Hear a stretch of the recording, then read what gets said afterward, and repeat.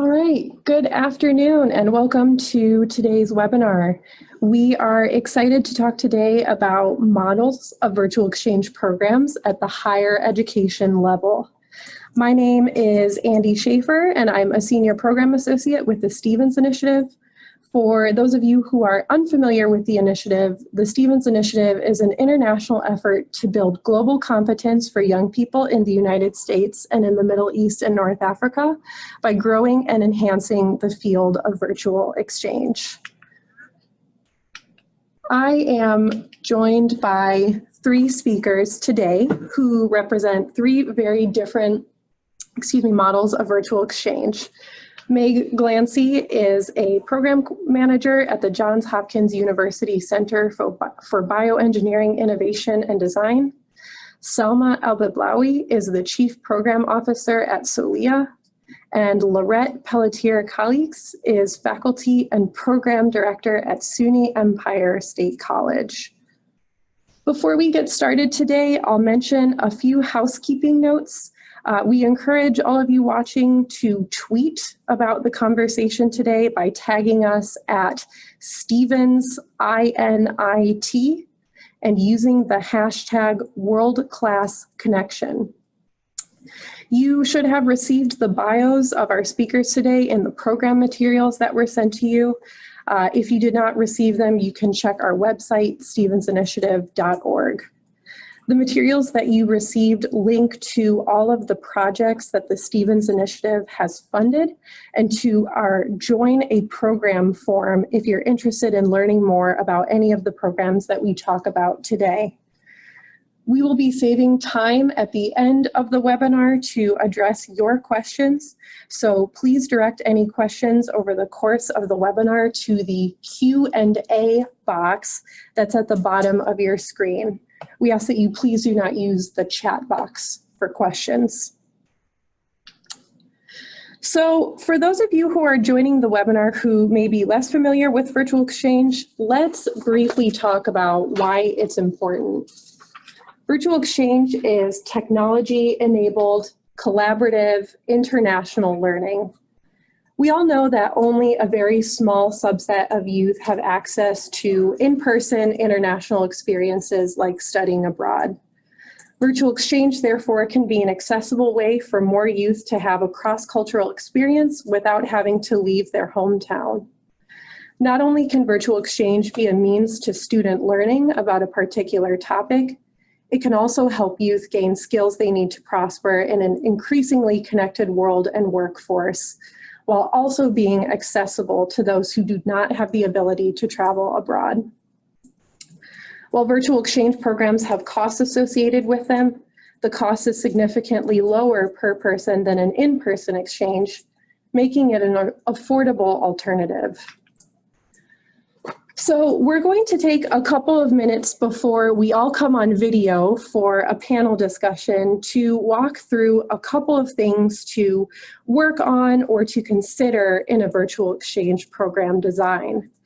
We are only going to take a few minutes at the beginning of this conversation to talk about a couple of these variables, but we recognize that there are about a half dozen more that we could talk about if we had the time today. It's worth mentioning that the variables that we are going to discuss today are going to be presented simply for the sake of ease and time, but there can be a lot of overlap and innovation within these variables, which some of the speakers might address today. It's also worth mentioning that while the webinar focuses on higher education, the Stevens Initiative uses this term broadly to refer to youth at a post-secondary age. Some of the programs that you'll hear from today include youth participating completely outside of an educational institution. So the first thing to consider is who the program is intended for and what is the need. Are you targeting students in a particular field of study, for example? Why is virtual exchange important to that group? What gaps does this virtual exchange program address? Developing the value proposition of your program will guide the rest of the program design. There are many different ways in which youth can get involved in a virtual exchange program. A virtual exchange can be embedded into a course in which participation in the exchange is necessary for credit. Courses may be connected in some way or may be open, led by one instructor. Participants could get involved through an extracurricular program, either through an educational institution club or completely separate from an educational institution. Or there may be some kind of a hybrid program. For example, a virtual exchange could be incorporated into a course, but maybe it's an extra credit activity separate from the grade in that course. Participants in a virtual exchange may work collaboratively on a project, and this could range from a final project in a course, a joint paper, to a hackathon, which is something that we'll hear more about later, or a pitch competition. There's a lot of variety in what that project could be. Or a program might be focused on dialogue or discussion or storytelling. Participants, of course, have to engage in dialogue while working on a project, but some programs may be solely or primarily focused on the dialogue. Exchange may occur entirely in real time through video conferencing, for example, or it may occur entirely in non-real time. Youth may engage through emails, blog posts, discussion forums, or learning management systems. Often a program can include both synchronous and asynchronous communication. Think too about the size of participant dialogue. There are many ways in which cross-cultural communication can occur. Perhaps communication is occurring classroom to classroom and entire courses are engaging in a facilitated dialogue, or participants may be broken up into smaller groups or pairs. It's entirely feasible that more than one of these methods of communication can occur during an exchange. And consider the cadence and contact hours of a program. Some programs may take place over a relatively short amount of time, but with frequent participant engagement and communication. Some programs may take place over the course of a full academic semester, and participants may only interact with their peers once a week. There's no perfect formula, and it depends on the needs and considerations of participants and partners and faculty, but it's important to find a triangulation that allows for sustained, meaningful contact between youth. When designing a program, it's important to think about the topic of the virtual exchange. Virtual exchange can be incorporated into any topic or discipline, ranging from robotics to language learning to business and entrepreneurship. There are some common intended outcomes in virtual exchange related to 21st century skills and global competencies, such as cross-cultural collaboration or perspective taking. The topic of the exchange doesn't always have to be the intended outcome. A virtual exchange program could be centered on participants engaging in a cross-cultural dialogue, which may also be an intended outcome. But an exchange could also be about learning coding with an intended outcome of cross-cultural collaboration skills. It's important for a virtual exchange to be facilitated in order to ensure the program is impactful and safe for the participants. The way in which programs are facilitated may vary. Faculty implementing joint courses, for example, may facilitate the program, or a program may be facilitated by external individual adults or even near peers who have been trained to facilitate cross-cultural dialogue and virtual exchange. Lastly, a few additional items to consider. What kinds of partnerships exist in order for the program to happen, and how are those partnerships managed? How do they join the program? How is the program funded? Is it funded through tuition at a university? Do higher education institutions pay to participate in a program or otherwise? So again, this is just a very brief overview of a few things to consider. And I'm enthusiastic to now turn it over to our distinguished speakers to dive more deeply into some of these areas of program design. Great.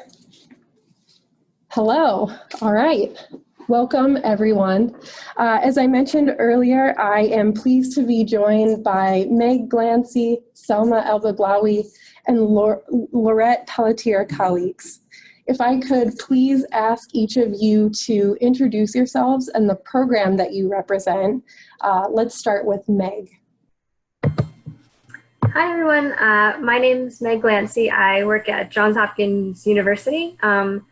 And the program that we implemented was a virtual exchange design challenges. And so this is a 2-week program that brought students together from Baltimore and Lebanon and Gaza and had them join sort of on joint teams focused on solving humanitarian health-focused issues. Thank you, Meg. Salma? Sure. Yes. Hi. Can you guys hear me okay? Yes.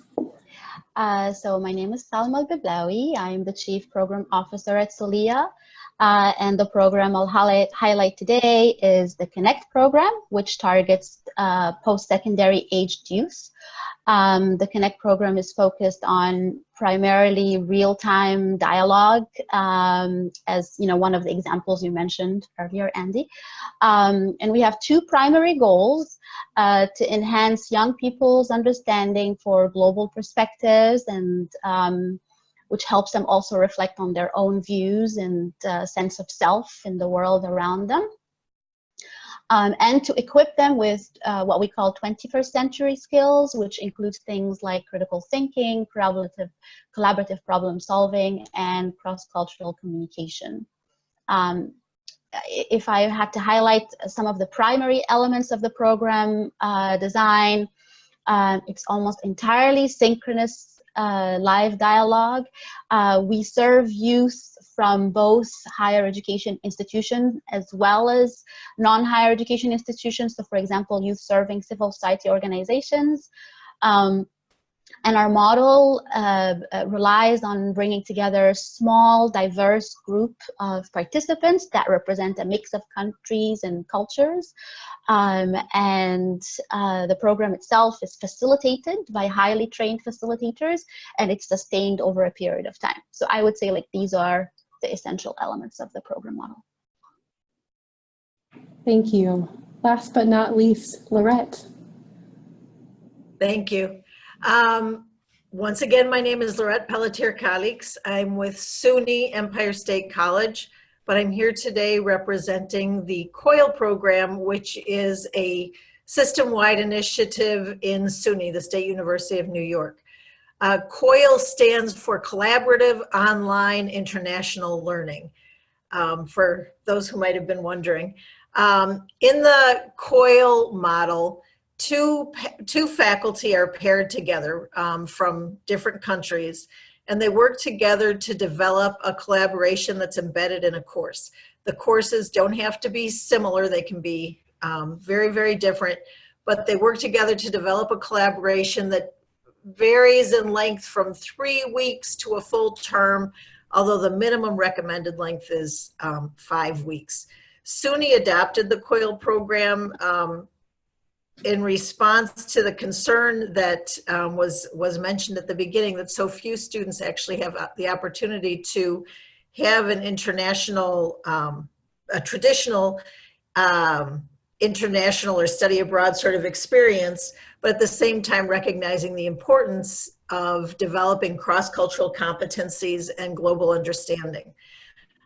It was developed sort of as a grassroots effort with faculty. Some of you may have heard of John Rubin. He was our first director of the COIL program, with faculty working on how to use technology to introduce these programs, and it coincided with the SUNY interest at the same time. It's a very flexible program. It does require that 2 very committed faculty members and some institutional support. Great. Thank you. So I want to talk today about some of the distinctive elements of each of the three very different programs that you all represent. So I want to start with you, Lorette, and talk about one of those first items for consideration that we talked about at the beginning of the presentation, which is the need. What stands out about COIL and the COIL model that really resonates with the participants? Okay. Well, as we've said, for many students, this is their only opportunity to have some sort of an international experience. And my experience anyway in COIL collaborations is that for many students, this COIL collaboration or this collaboration experience is their first significant sort of experience that they have interacting with someone from another country. And that's a very eye-opening and very impactful, especially for our US students. Our international students have a little more idea of what's happening in the US than US students have of what's happening in other countries. The other thing that's impactful about our model is the faculty collaboration, because that's a very important faculty development tool as well. And as a result of these faculty collaborations, sometimes long-term relationships are established, sometimes institutional relationships are established, and many times friendships result. Thank you. I imagine that our other speakers have some pretty different answers to this, and I'd be curious to hear from you, Meg and Selma, about what you think most resonates with the participants in your respective programs. So I think one of the things that resonates with our participants the most is sort of the topic. So our design challenges, they're 2 weeks. We focus on undergraduates, but the student or the age range ranges from undergraduate to PhD to graduated professional. And so, but the topic I think is what resonates with them. So we're focused on humanitarian health themes, and that's sort of general. We do narrow them down.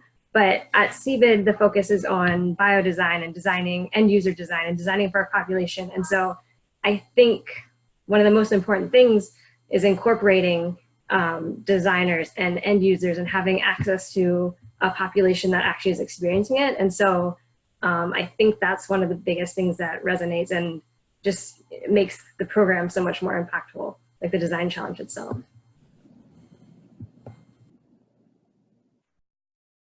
For the Connect program, I would say what resonates the most with participants is the opportunity to engage in conversations directly with peers from around the world.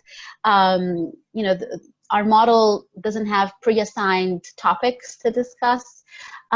So the students really talk about what matters to them most.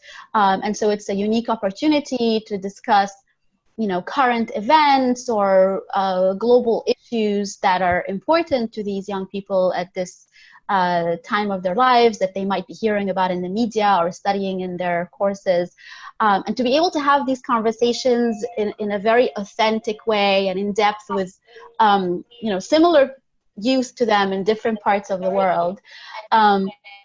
And I would add also that, to what Lorette was saying, she was saying, I fully agree with everything she said about, that for many of the participants, this is the first time they have an international experience. And yes, for a lot of the American students, this is a very eye-opening experience. We also find that for participants in the Middle East who may have more exposure to American culture, oftentimes their views of American culture is skewed by Hollywood movies, which is not, or pop culture in general, which is not completely accurate. But what really fulfills, going back to the question, Andy, about the need, what fulfills the need for them is being heard. In many cases, we've seen young people from that part of the world feeling that their voices are not heard, and this is a really great opportunity for them to share what's happening in their countries and their world with others. So yeah. Thank you. It's interesting to hear from all of you, because it sounds like what kind of resonates with the young people. Lorette, with COIL, it's kind of the outcome, and Meg, with the hackathon that you represent, it's the topic. And Selma, I think what sticks out about what you said is kind of the method and the solely real-time conversation that's happening. So yeah, that's great to hear about. I want to ask you, Meg, about the duration of the program, because the duration of the programs that the three of you represent it's quite different for each of your programs. The hackathon program took place over the course of 2 short weeks. And from what I've heard, the communication was pretty constant, both synchronously and asynchronously. So how did this work between the participants, and how did this condensed time frame allow them to have a meaningful experience? Yeah, so it was over 2 weeks, and it is almost constant communication. I mean, you're live together a couple hours every single day, and then it's sort of expected that for at least another couple hours during each day, teams are WhatsApping with each other, connecting over Zoom, sort of outside of our virtual classroom setting. And so I think it's actually interesting. Traditionally, some other design challenges we've done at CBIT are over 1 weekend. So that's very intense. So spreading it out over 2 weeks from a design perspective was actually, oh, this is much longer, but you kind of have to do that in order to get the hours you need for teams really to work together to solve a problem, because of the time difference, because of different challenges doing it virtually. But it still is difficult. You have to make sure the communication is, you have to kind of ensure the communication is constant. And I think we might talk about it later, but it does sort of require almost extra facilitation to help make sure it's moving along and things are going well. Mm-hmm. And can you tell us a little bit about why this model not only worked for the participants, but for the center at Johns Hopkins? Yeah, I mean, it worked really well for us. I mean, logistically, there are still some logistical challenges. I think, timing, for example, we did a couple different time frames and found that like winter intersession was the best. Getting participants to commit is difficult. And for the center, I sort of alluded to this, but it really is focused on biodesign. And I think that this just sort of fits in beautifully. We have a master's program where students actually do go travel for 3 weeks. It's happening right now. For the undergraduates, they don't get that. They're not able to travel to do their design projects. And so being able to do that virtually through this model was really a wonderful way to do that. And I think this was sort of our first time doing virtual exchange, and it's definitely something that we're looking to incorporate more fully into the program based on the success of this. Great. On the contrary, Selma, Connect takes place over 8 weeks, and participants meet once a week. Could you tell us why that works in the context that you're working in, and why it works for your program? Right. I mean, it all goes back to the goals of the program, and because we're interested in developing these meaningful relationships between these diverse groups, and we want them to engage in difficult conversations, not just stay at the superficial level, but really delve in. That takes time. It takes time to develop the trust and comfort to really open up. And so, we started off with ages ago 9 weeks. Then we settled with 8.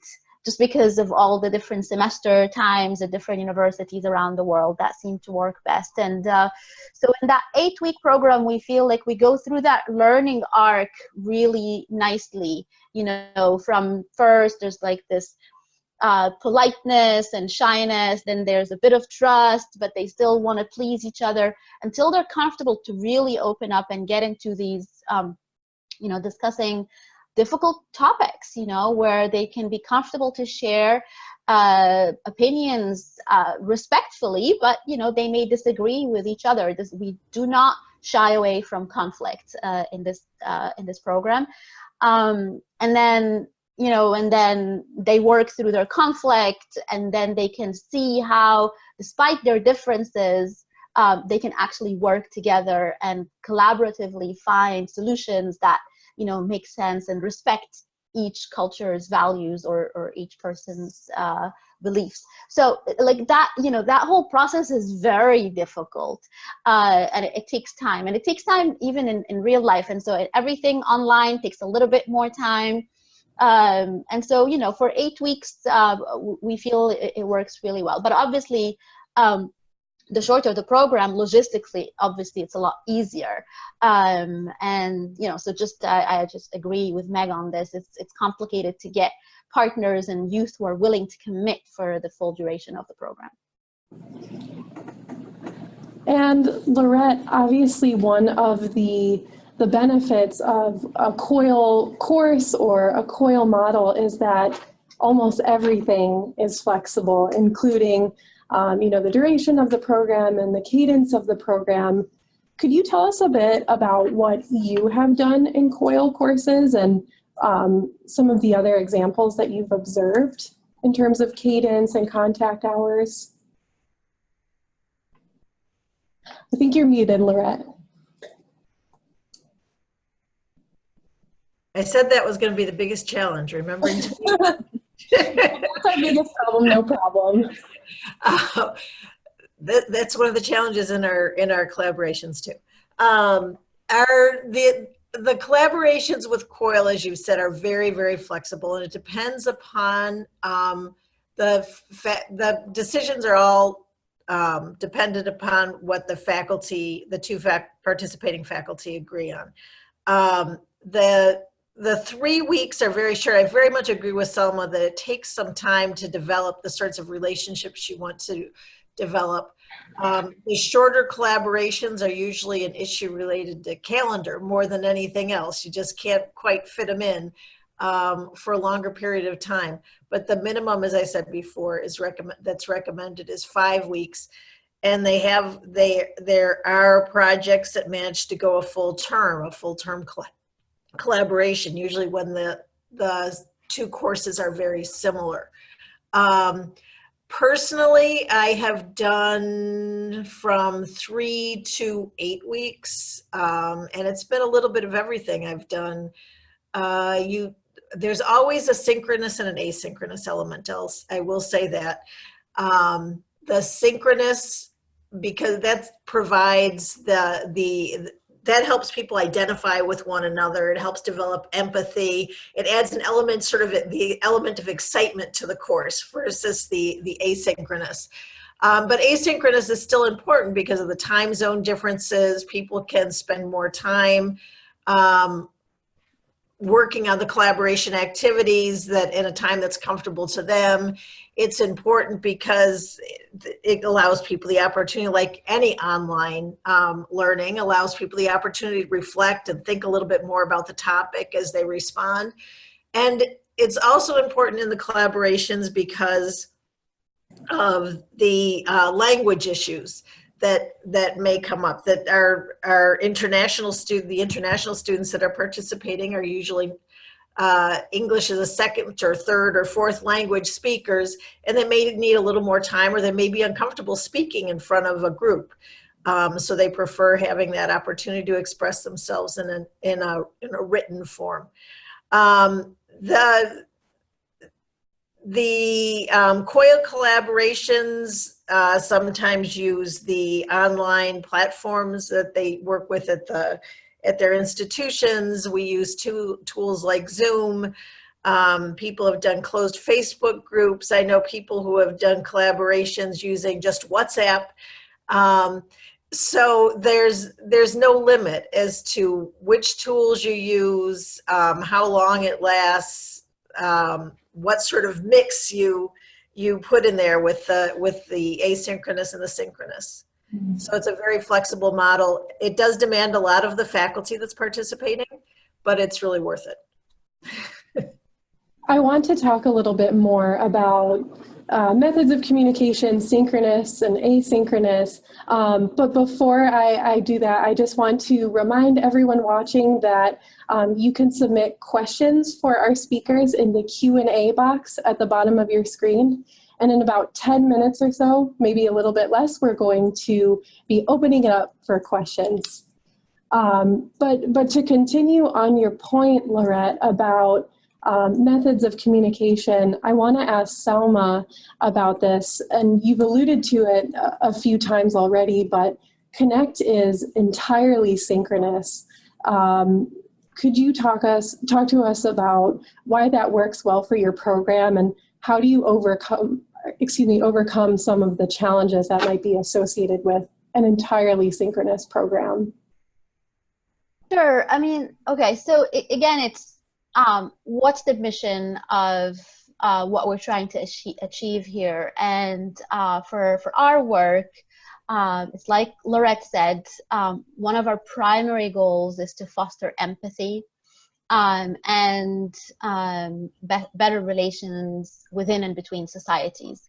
And so to work towards that, what we've adopted since our inception is the contact theory on intergroup relations. And this contact theory, there's a lot, to be read about and literature about it, but just briefly, it suggests that providing contact opportunities between different groups can effectively lead to greater understanding and constructive relations between these groups and diminish prejudice and bias. So the idea that we've adopted is to provide our participants from different backgrounds, different cultures, as much as possible, direct contact with one another. And one of the things that I highlight in the research around contact theory shows is that when this is done in computer-mediated intergroup relations, it tends to work much more effectively when the contact is synchronous. So basically that's what we've done. We really focused our program on the real-time video-based dialogue element, where the participants have ample opportunities to engage with one another directly and to get to know each other in depth. The other aspect, just very quickly before talking about challenges, the other aspect with this is these real-time dialogue sessions are sustained over a period of time, so it's not a one-off. I think that's another important aspect for it to work, because it helps them develop these relations and establish trust, etc. And it happens in a spaced manner, so they meet once a week, then they go back to their communities, talk to their friends, their families, then they meet again with that group the next week, and that goes on for several weeks. And that, again, there's research that shows that spaced learning, as opposed to mass learning, when you're just having some concentrated experience, is known to help the participants retain their learning much better over time. So these are all the research that we've built our model around, and we've seen some really good impact from assessing our program over the years. But of course, all this comes at a price. It's very difficult to work through time zones, to make sure you work through students' various availabilities with their everyone's busy, they have different schedules at university, or many of them work. I think we work with about 13 different time zones, and so you can imagine the complication. But what we've done, I don't want to take too much time, but what we've done is we've found certain days of the week and certain times on each of those days that tend to capture the majority of the participants' availabilities. And so we offer them these 12 different time slots to pick from. So, so we don't pre-assign, oh, everyone in this class will meet at this day and time. Every participant picks the time and day that works for their schedule within the 12 options that we've given them. So it's not completely free. And then within those availabilities, then we can work on forming these, groups that I was describing earlier. We have these groups of 10 that are diverse from different countries, but also balanced, representing the different regions in a balanced way, or having a balanced gender representation as well. So it takes a lot of prep work for sure, but it's definitely worth it at the end. Thank you. And Meg, you kind of experimented with different methods of communication and different, kind of platforms process. And tell us what you determined worked best for your program. Yeah, we definitely went through 3 iterations of design challenges, and each one changed slightly. We used different platforms, different methods. I think in our final iteration, we had sort of what we call like the virtual classroom, which was where we would meet for at least 1 to 3 hours every day, everybody in their respective locations. And that was actually using Zoom, but we had multiple screens in each location, multiple camera angles to try to capture what was happening in the room. And that was sort of inspired from another sort of communication method we used, which was these things called portals made by a startup called Shared Studios. And that is supposed to be a completely immersive experience. And it really is, it's sort of like a black box, and you walk in and there's one screen, and it feels like you're face to face with whoever's on the other side. In this case, it was Gaza.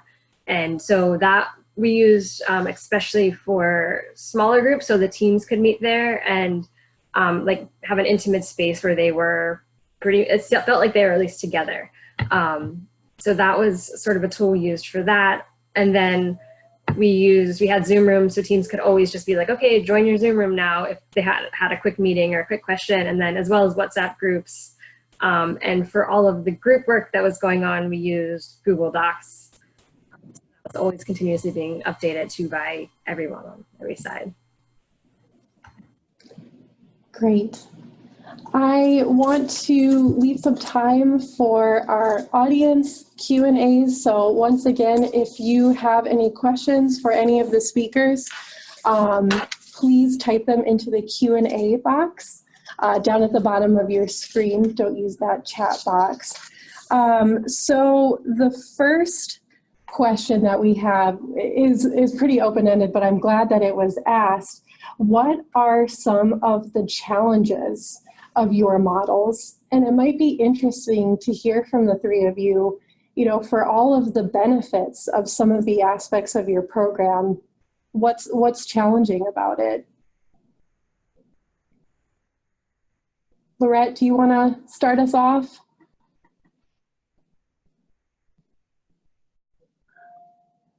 Getting the unmute. Yes, sure. Well, one of the challenges that might be unique to our model is the collaboration between the faculty members. As with any team work, there can be complications just coordinating with people and their other commitments. So that's one of the collaborations. I think my other colleagues here are probably going to say some of the same things, but we also have the pressures of getting the students engaged, keeping the students engaged. Other issues that might be unique to our model are things like course size. Since it's a course-to-course collaboration, if we have uneven numbers of students, it sometimes causes some complications. Another complication is in the weight a professor puts on the activity in their course, because if they aren't similar, we have some students who need that 25% of the grade for their grade, and others who might, if it's only worth a few points, don't put as much attention to it. and then there's always the problems related to calendars and time zones and language difficulties. I was like, I can kind of follow up from Lorette, because definitely I think one of the things you said, the participant engagement and commitment, and I saw some questions around this too, was something we struggled a lot with. And through the 3 iterations, we tried different methods, and I think have finally come up with something that works. But so we sort of do the hybrid model, I think that Andy mentioned in the intro, where we've actually now made it an intersession course. So you can get sort of basic credit for participating in it.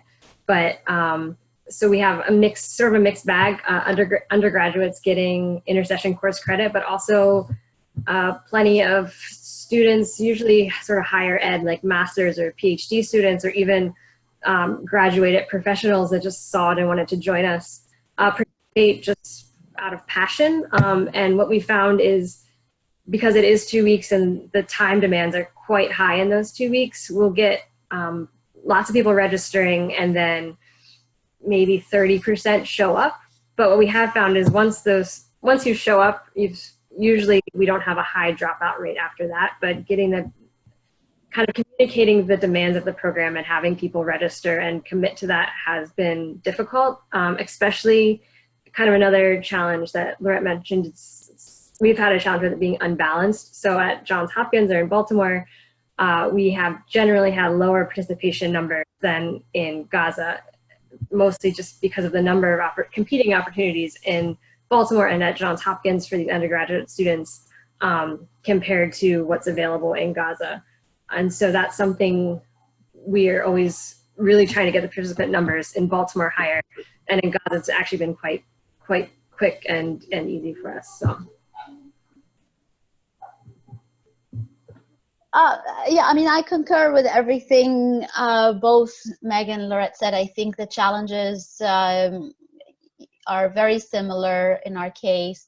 The language issue brings difficult power dynamics. I think that's one of the things that we struggle with, is that some people are just not able to express their ideas as well if English is not their native language, and that creates a bit of a power dynamic that our facilitators work very hard to try to work with, and there's many activities that they try to put to play, but it's still there. And so one of the things we're doing now is we're exploring starting dialogue programs in Arabic and in French that would also bring non-native Arabic learners and French learners from other countries, so we see like the different power dynamics when it's reversed. So that's still in the works. Again, related to participants' engagement, I would add, it's not just the commitment and participation, but specifically again to our model, because it's entirely student-led. The facilitators are there to support the students in how they have the conversations. They help them push deeper and be more critical about how they have the conversations, but there's no pre-assigned topics.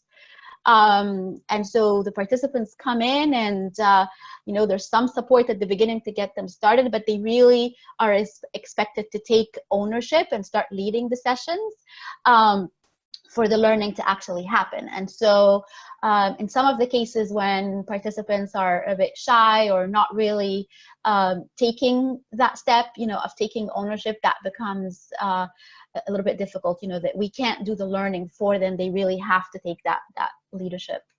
But interestingly, about the commitment issue, I don't know if this is something others have observed.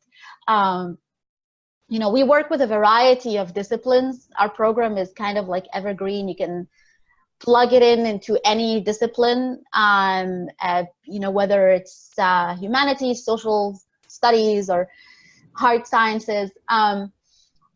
Interestingly, we found that students from sciences or business school, they're very eager and very committed, because this is a unique opportunity for them to talk about, to engage in these conversations, about the environment or gender issues or what's happening in politics in different parts of the world.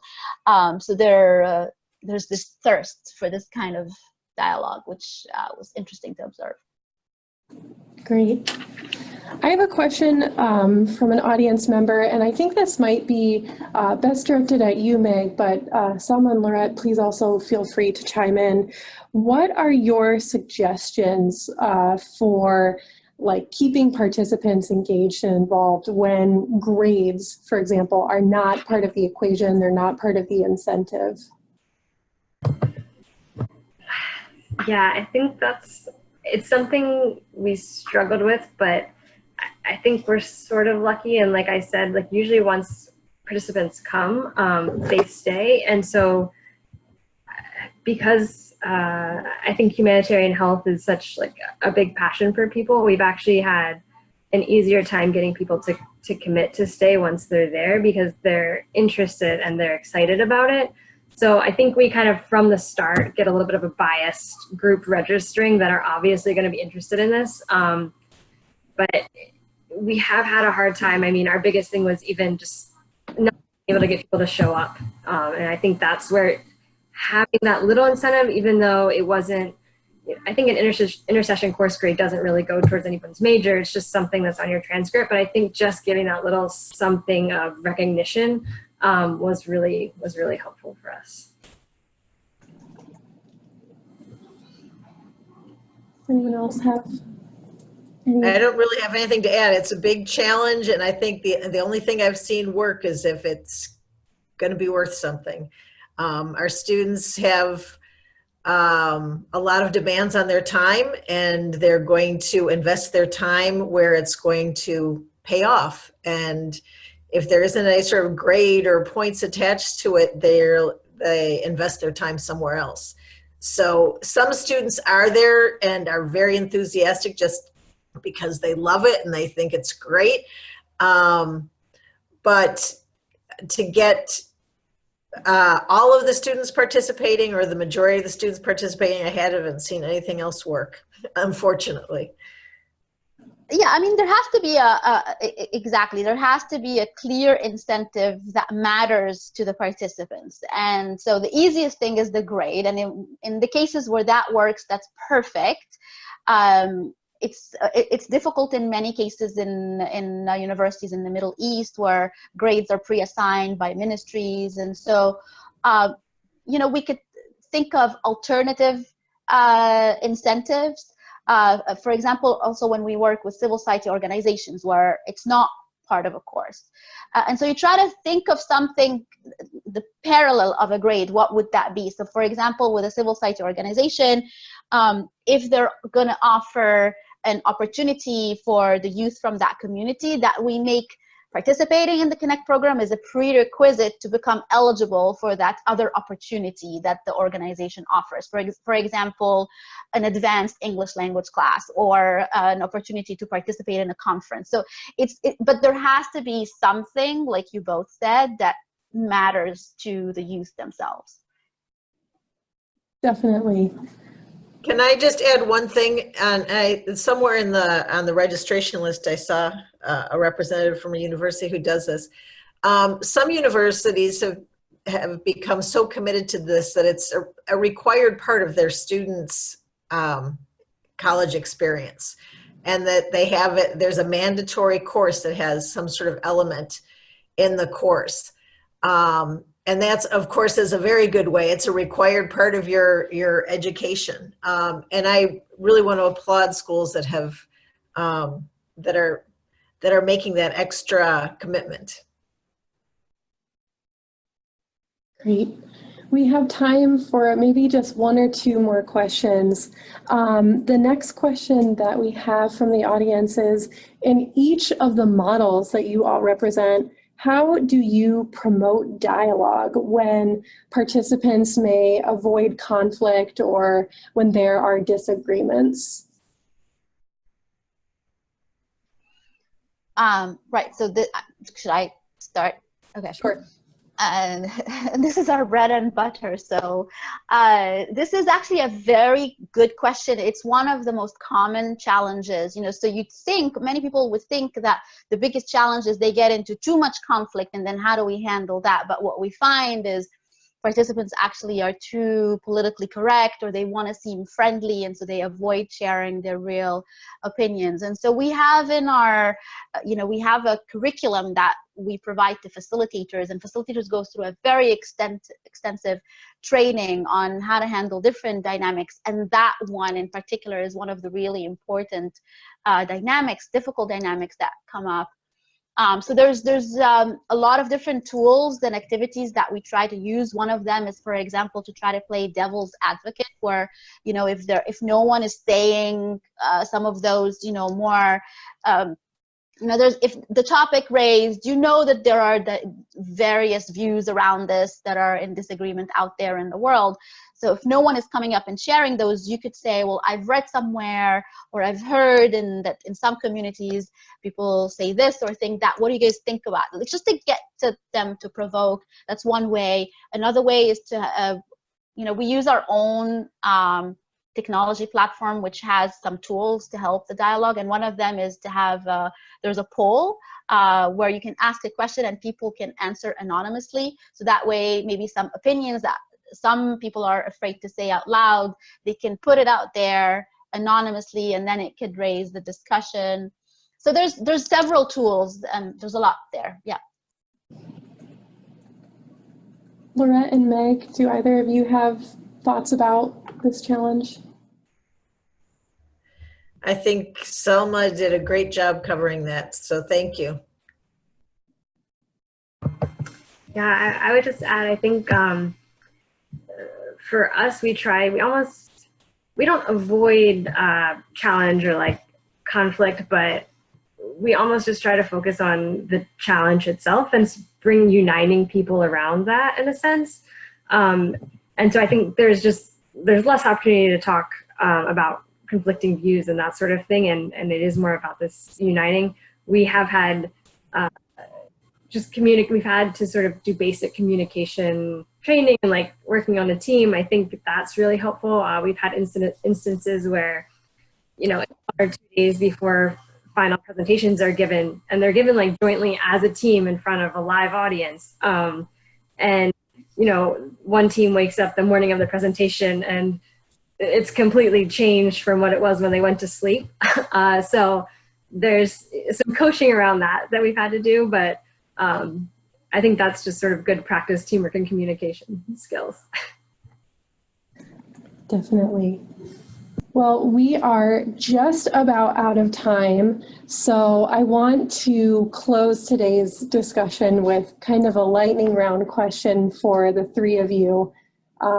30 seconds or less for an answer.